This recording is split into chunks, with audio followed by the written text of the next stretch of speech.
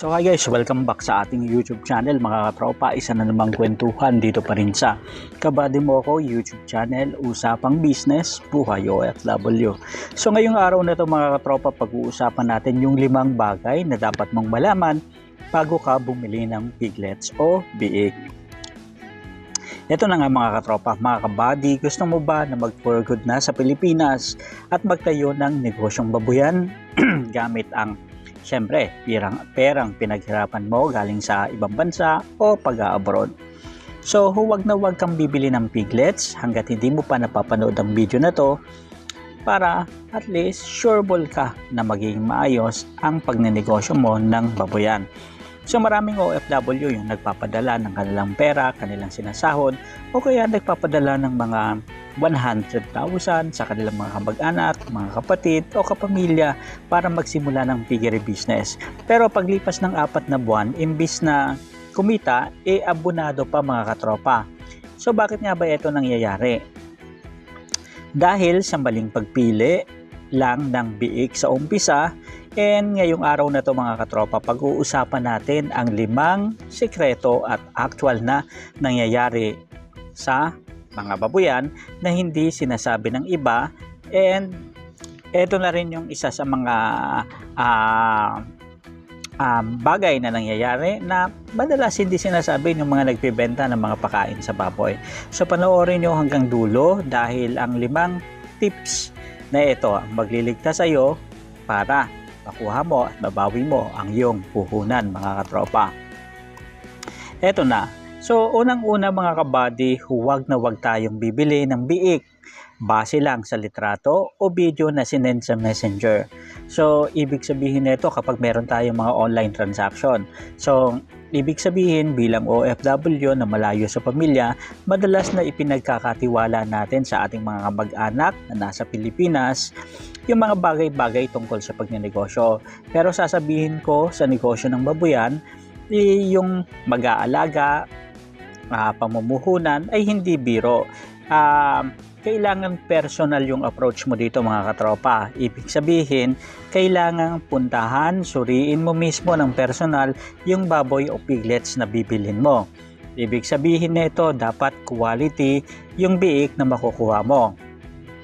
Ibig sabihin, maliksi, sumisigaw, maingay kapag hinuhuli, and talagang nandun yung energy niya. Kapag ang biik ay mukhang matamlay at nasa sulok lang at napakapungay ng mata, nako, nakakatakot yan. Baka may sakit yan mga katropa. Suriin din natin yung mga paa, dapat tuwid at matitigas. Kapag ang biik ay depekto o pilay ang paa sa umpisa pa lang mga katropa, hindi yan makakatayo. Kapag umabot ng 90 kilos ang timbang niyan, sayang ang feeds na pinakain mo kasi magiging mabagal ang paglaki nito dahil yung mga physical na katangian, physical na depekto, nakakaapekto yan sa paglaki ng ating mga piglets mga katropa. And number 2 is ano nga bang lahi yung dapat nating bilhin? Kung ang target natin is gawing patiner o patabaing baboy, ang magiging konsepto nito is ibibenta natin sa loob ng 4 na buwan na pag-aalaga or matapos ang 4 na buwan na pag-aalaga. And maaari rin natin mga katropa is yung pangalawang approach naman is ibibenta natin yung karne nito and tayo mismo yung maglalako sa mga kaibigan natin o mga kapitbahay natin para mabenta yung karne na magiging produkto nito. So, ang maganda mga katropa is maghanap tayo ng triple cross o mistisong lahi. Ito yung kombinasyon ng landrace, large white, and pitrin. Kasi ito mga katropa yung magandang klase ng baboy na pang patiner and sureball na talagang siksik sa laman, mabilis lumaki, and talagang tataba yung ating mga alagang baboy.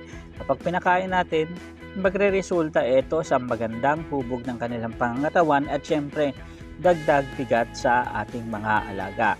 So bakit ito ang sikat na mga baboy sa totoong mga magbababoy? Well mga katropa, ang landrace and large white ay mabilis lumaki at mahaba ang katawan.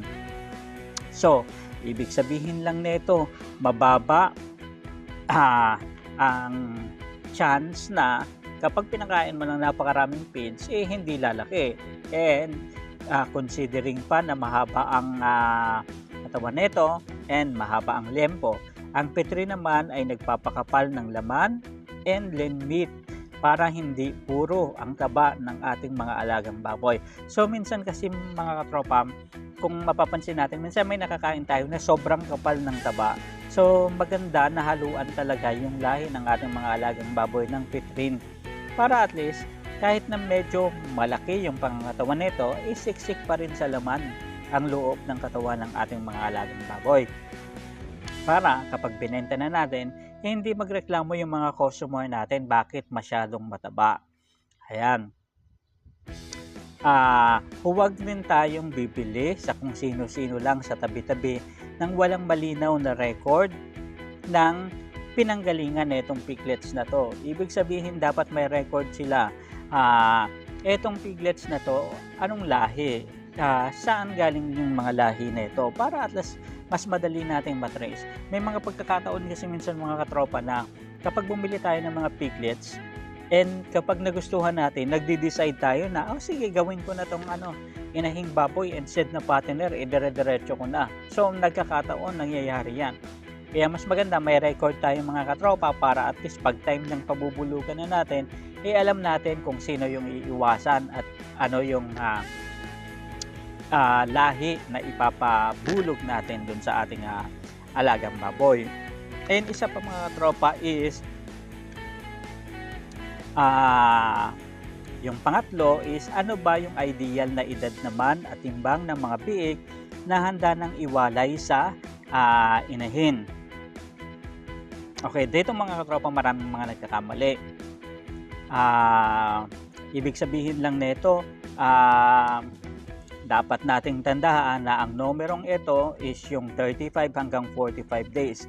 Meron kasi mga katropa na uuso na sa mga farm, kahit sa mga backyard piggery farm, yung 28 days lang nagwawalay na talaga. In preparation na after 1 week, pwede na talaga silang ibenta, which is 28 days plus 7 is equals to 35. So 28 days, 29, 30 plus 5 is 35. So plus 7 days, di ba?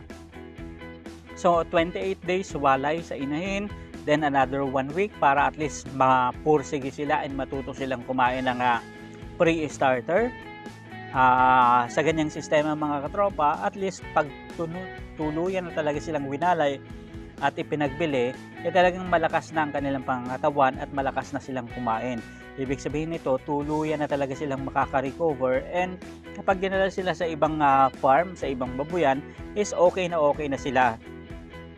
Yung iba nag-aantay ng hanggang 45 days para at least mas makita talaga nila na etong baboy na to is malakas, maliksi, masigla, and talagang kayang-kaya na nitong mag-isa. Ayan. So, dapat may timbang rin ang baboy na 12 kilos pataas. Minsan, ideal is yung mga 15 kilos. Ibig sabihin, bakit 12 kilos? Pwede bang 8 kilos? Masyadong maliit yun mga katropa. And minsan, nagre-resulta pa yan sa pagiging sakiti ng mga alagang baboy. At least yung 12 kilos, makikita na natin sa pangangatawan nila na okay na sila. And may mga nagbebenta na scam din at madaya. So, sasabihin sa'yo, 2 buwan na yung piglets na to. Pero pag timbang mo, mga 8 kilos pa lang o mas mababa pa. Ang tawag doon ay bansot. So, kapag bansot ang nabili mo, kahit pakainin mo ng pinakamahal na feeds yan, hihinto ang paglaki niyan sa loob ng kulungan mo. Ikaw ang talo sa konsumo ng feed. So, ibig sabihin nito, kapag na-scam ka mga katropa and bansot yung baboy na nakuha mo, medyo magiging mabagal ang paglaki nito. Hindi naman talaga hindi lalaki, pero ang sasabihin lang natin is magiging mabagal ang paglaki and kailangan mo pang pakainin ng mas maraming feeds para at least makuha mo yung tamang timbang na ideal para sa isang piglets. So yung pang-apat natin is hingin natin yung vaccination record. Tanungin natin, kailan ba ito binakunahan? May complete vaccine ba to? May iron, may vitamin B complex, and merong purga, tapos may anti-anemia. Ayan. So, yung mga hog cholera, mycoplasma, and yung anti-pulmonya. So mahalaga yan mga katropa para at least kapag dinala natin sa ating babuyan, ibig sabihin malakas na talaga yung resistensya nito and yung katawan nito is talagang okay na okay. So importante na complete vaccine para at least sureball tayo. Okay lang mga katropa na magbayad tayo ng mahal basta quality pigs yung nabibili natin. So kung walang maipakitang record ang nagbebenta, magdalawang isip ka na mga katropa. Dahil ang pulmonya at hog cholera ang mabilis na pumapatay sa mga bagong lipat na mga piglets. Una, dahil sa stress sa biyahe. Kung bago ka pa lang sa channel natin mga katropa, dito na mag-subscribe ka na and pindutin mo na rin ang notification bell para lagi kang updated sa mga business tips natin para sa mga OFW at syempre dun sa mga backyard hog raiser na rin. So maraming salamat sa pagsama sa atin ngayong araw na ito mga katropa tungkol sa pagbili ng piglets na gagawin nating partner para sa ating negosyong babuyan.